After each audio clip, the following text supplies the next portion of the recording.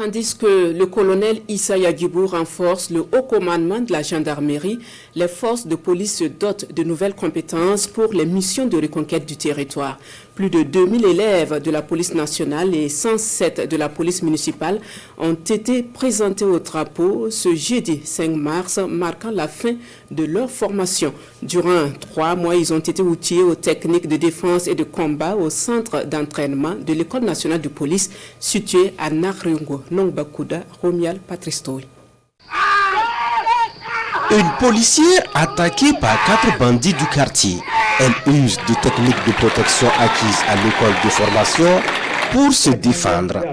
Cet autre policier est pris à partie par des délinquants.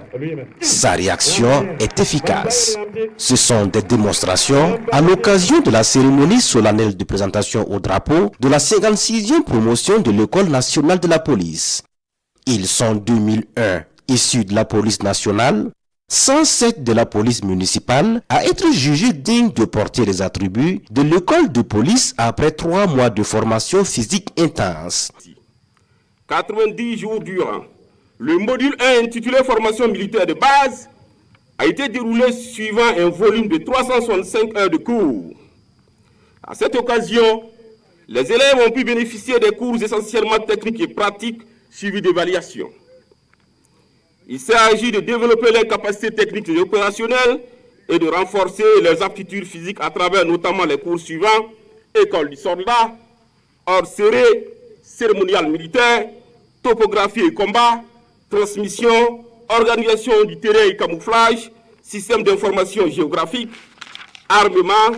Cette phase a permis d'inculquer à ces élèves les valeurs fondamentales telles que le courage, l'esprit de sacrifice, l'esprit d'équipe, l'abnégation au travail. Au cours de cette cérémonie, une compétition de montage et de démontage d'armes à feu est organisée. Cette compétition montre également les compétences acquises au cours de la formation.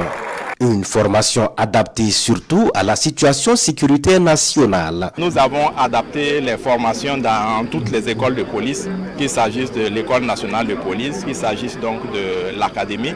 Aujourd'hui, nous avons des formations qui sont adaptées donc au contexte de la lutte contre le terrorisme, des formations aussi qui sont adaptées au contexte géopolitique assez complexe que rencontre notre pays.